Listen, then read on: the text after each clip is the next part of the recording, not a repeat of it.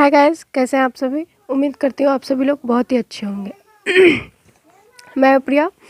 आज हम पढ़ने वाले हैं घटना चक्र साइंस की किताब से, जो कि एक बहुत ही अच्छी किताब है सभी कॉम्पिटिटिव एग्जाम्स के लिए। और इसमें क्वेश्चंस का बहुत अच्छा समावेश रहता है, जो बार बार रिपीट क्वेश्चन दिए गए होते हैं। ठीक है, तो चलिए आज हम पढ़ लेते हैं। सबसे पहले फिजिक्स इंट्रोडक्शन। सबसे पहले फिजिक्स के बारे में हम लोग जान लेते हैं कि फिजिक्स है क्या। Physics is a branch of science in which study the nature and natural phenomenon. भौतिक विज्ञान की वह एक ऐसी शाखा है जिसमें हम पदार्थ किसी भी वस्तु के प्रकृति के बारे में जानते हैं, उसके नेचर के बारे में जानते हैं, उनकी प्रकृति क्या है। ठीक है, अब यहाँ फिजिक्स आप ये देख रहे होंगे। Physics is derived from Greek word physikos. Physics एक ग्रीक वर्ड से लिया गया है, फिजिकोस से। फिजिकोस का अर्थ होता है नेचुरल, यानी प्राकृतिक, नॉलेज ऑफ नेचर, प्रकृति का ज्ञान ही फिजिकोस कहलाता है। ठीक है, a scientist who specialize in the field of physics is called physicists. भौतिक विज्ञान के ज्ञाता को ही हम क्या कहते हैं, फिजिस्ट।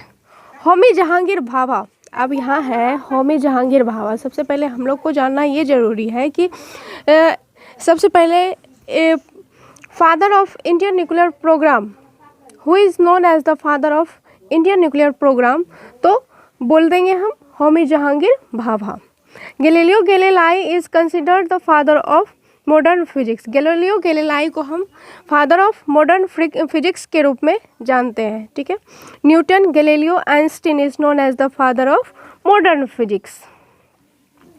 अब यहाँ आगे देख लेते हैं। अब फादर्स के बारे में तो जाने, लेकिन मदर्स भी है। Marie Curie is known as the mother of modern physics. Marie Curie को आधुनिक भौतिकी की माता कहा जाता है। ठीक है, अब चलिए हम लोग आ जाते हैं क्वेश्चंस की तरफ। फर्स्ट क्वेश्चन हमारे घटना चक्र साइंस में दिया गया है कि in the following which is fundamental physical quantity. तो इसका आंसर हो जाएगा इलेक्ट्रिक करंट। इलेक्ट्रिक करंट, आइए सबसे पहले समझ लेते हैं कि इलेक्ट्रिक करंट है क्या। Electric current is defined as the rate flow electrons in a conductor. The SI unit of electric current is ampere और कूलम्ब। इलेक्ट्रिक करंट का SI मात्रक एम्पियर और कूलम्ब होता है। इलेक्ट्रिक करंट को हम I से सूचित करते हैं। Electric current is represent by I। अब यहाँ था कि फंडामेंटल क्वांटिटी, तो आइए हम लोग जान लेते हैं फंडामेंटल फिजिकल क्वांटिटी है क्या। These are those quantities that are unique and don't depend on any other quantity. ये एक ऐसा क्वांटिटी है जो कि किसी दूसरे क्वांटिटी पे डिपेंड नहीं होता है। There are 7 fundamental quantities: length, mass, time, temperature, quantity of substance, current and luminous intensity. 7 fundamental quantities हैं। आपने देख लिया कि कौन कौन से, length, mass, time, temperature, quantity of substance, current and luminous intensity.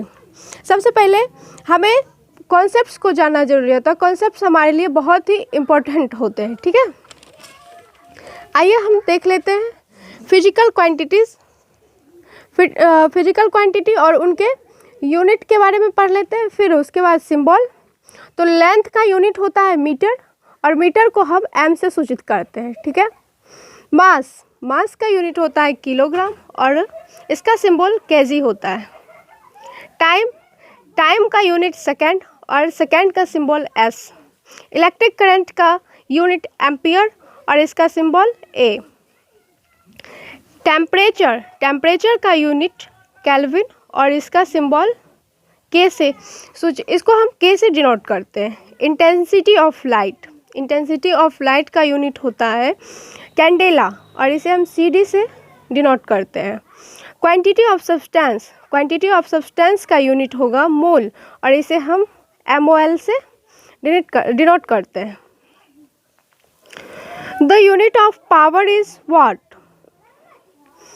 The unit of power is, इसका answer हो जाएगा वाट। अब यहाँ देखते हैं कि पावर है क्या। Power is the amount of energy transferred